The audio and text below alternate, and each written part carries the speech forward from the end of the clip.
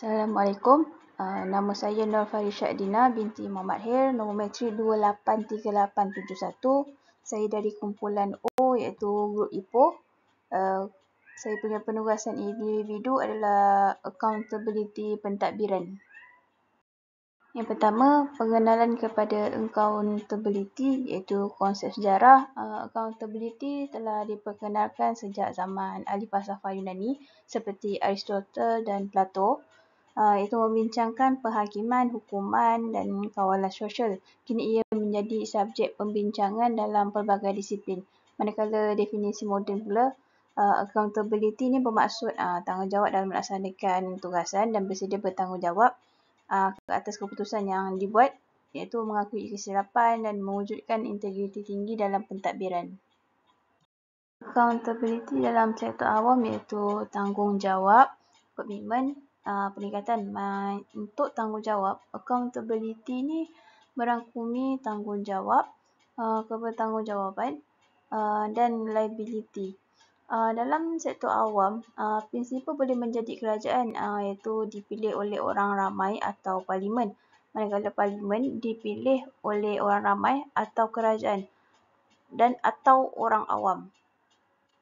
Komitmen. Organisasi mewujudkan komitmen untuk bertindak balas dan mengimbangi keperluan pihak berkepentingan dalam membuat keputusan dan menyampaikan perkhidmatan. Manakala peningkatan, sistem accountability ini menyumbang kepada peningkatan kredibiliti, legitimasi, struktur tadbir, urus yang kukuh serta pembelajaran dan inovasi organisasi.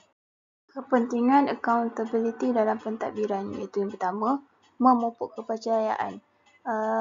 Accountability ini meningkatkan tahap kepercayaan rakyat terhadap institusi dan pemimpin. Apabila rakyat percaya dan yakin bahawa pemimpin ini bertanggungjawab, jujur dan telus, mereka akan lebih menyokong dan percaya bahawa keputusan yang mereka ambil ini tidak sia-sia.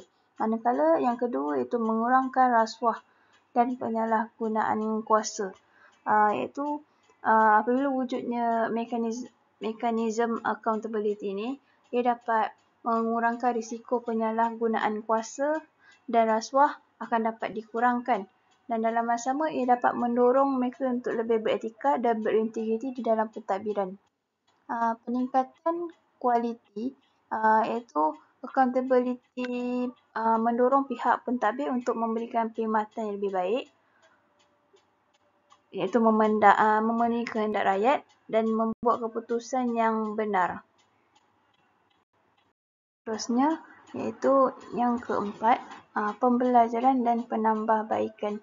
Dengan menilai tanggungjawab yang harus dilaksanakan ini, pentadbir dapat menilai dan mengenal pasti setiap kelemahan dan kekuatan di dalam pelaksanaan dasar. Ini akan membuatkan mereka dapat memperbaiki setiap kelemahan yang ada di masa hadapan.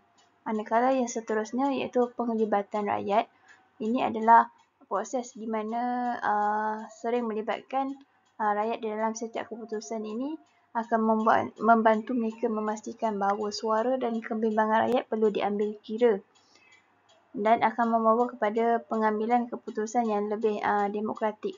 Yang terakhir sekali iaitu ketelusan, iaitu seseorang yang telus dalam menguruskan pengurusan sumber awam dan keputusan yang diambil adalah benar. Ketelusan yang dibuat itu akan diperhatikan oleh masyarakat dan mereka akan memantau dan menilai apa tindakan pemimpin dan institusi lakukan. Cadangan penambahbaikan accountability itu ada 4, iaitu yang pertama, mengkukuh kerangka undang-undang, iaitu di mana mengubal dan menguatkuasakan undang-undang yang lebih ketat terhadap accountability, termasuklah undang-undang anti rasuah, memberi perlindungan kepada pemberi maklumat dan ketatkan cara mengakses maklumat. Okey, untuk yang kedua iaitu meningkatkan ketelusan dan akses kepada maklumat iaitu memperluaskan penggunaan teknologi digital untuk meningkatkan ketelusan dalam pengurusan awam seperti menerbitkan maklumat kewangan dan prestasi di dalam talian agar masyarakat mengetahui setiap pergerakan wang itu digunakan. Untuk seterusnya iaitu kukuhkan pengawasan, iaitu memperkukuhkan peranan institusi pengawasan seperti SPRM dan Jabatan Audit Negara. Dan seterusnya mewujudkan mekanisme aduan yang mudah diakses dan berkesan untuk orang awam melaporkan itu salah laku.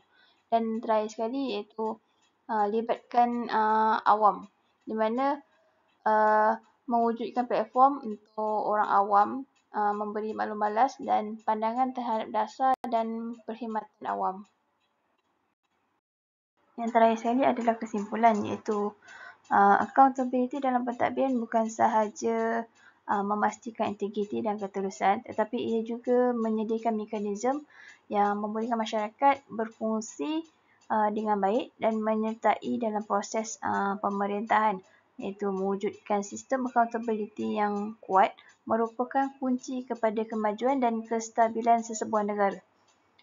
Accountability merupakan nilai penting di mana sepatutnya dimiliki oleh individu maupun organisasi yang boleh melahirkan tanggungjawab yang digalas. Accountability ini boleh dipraktik dari pelbagai sudut, di mana pelaburan ini memberi manfaat kepada pihak yang berkepentingan dalam membuat suatu keputusan dan tindakannya. Setiap individu perlu meletakkan matlamat yang jelas, iaitu mengambil tindakan yang konsisten dan mengakui jika melakukan kesilapan. Sekian, terima kasih daripada saya. Assalamualaikum.